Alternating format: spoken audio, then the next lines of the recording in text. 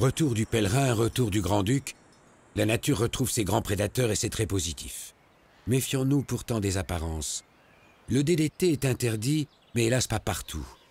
Nous autres occidentaux avons simplement exporté le problème vers des pays moins chanceux et bien moins organisés que nous pour lutter contre un puissant lobby industriel. Plus grave encore, la production de nouvelles molécules continue et leur utilisation a explosé. Le monde entier parle de la mort dramatique des abeilles. C'est important, mais pendant ce temps, c'est un spectre bien plus large d'insectes qui est touché. Retenez bien qu'un produit néonicotinoïde est 1000 à 10 000 fois plus toxique que le DDT. Cette puissance inouïe s'est répandue dans toutes nos cultures dès les années 1990 et sape depuis le fondement des chaînes alimentaires. Un seul indice, la disparition du plancton aérien. L'ensemble des petits insectes qui évoluent dans le ciel. Peu étudié, le phénomène se remarque pourtant très nettement au fait que nous n'avons plus besoin de continuer à laver les pare-brises de nos voitures. Or, il se trouve que nombre d'oiseaux très communs ont disparu dans le même temps de nos campagnes.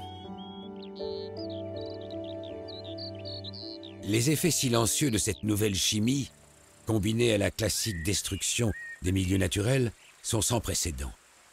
On vient d'ailleurs d'apprendre avec un petit échassier que ces bouleversements pouvaient carrément modifier les voies migratoires. Privé de marais et de champs inondés, le combattant varié contourne désormais l'Europe centrale pour gagner ses zones de reproduction. Et notre faucon, là au milieu, pour l'instant il maintient son cap. Corneilles et pigeons, ses proies favorites en plaine, sont les symboles d'une nature simplifiée qu'il exploite à bon compte, toujours aussi pragmatique. Éblouis par le succès de son grand retour, nous oublions les sans-grades, qui eux, pendant ce temps, disparaissent en silence. Nous ne sommes plus très loin des visions de Rachel Carson. Face aux vieux démons, surveiller une espèce aussi bien portante que le faucon pèlerin n'est peut-être pas si dérisoire que cela. Les changements actuels sont plus larges et complexes que jamais. Autrefois, il a suffi, entre guillemets, de fermer le robinet du DDT pour sauver le pèlerin. Mais comme le prouvent les collections du monde entier, l'épaisseur originale de ces œufs ne s'est encore jamais rétablie. Le DDT subsistera longtemps encore dans la nature.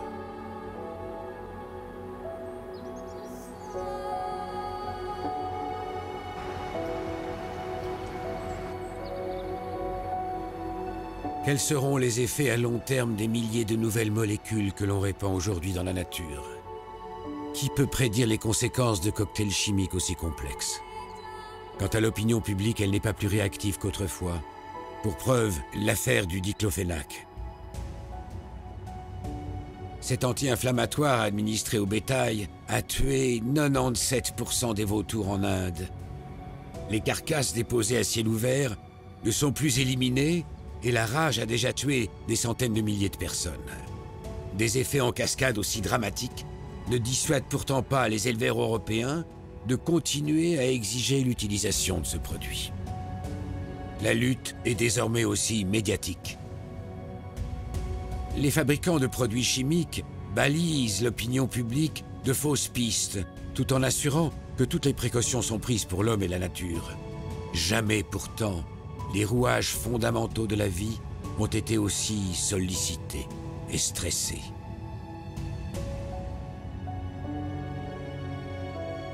Songez également qu'un lobbying politique intense vise depuis quelques années à lever les interdictions du DDT au nom, tenez-vous bien, de l'humanité qu'elle pourrait sauver de la maladie. Les vieux discourront la vie dure. Le pèlerin, simple espèce parmi les espèces, se moque bien du statut que nous lui accordons. Admiratif de ses prouesses et de sa beauté, les hommes ont jugé bon autrefois d'éviter sa disparition. Tant mieux pour lui, car ni sa force, ni sa puissance n'auraient suffi à le sauver.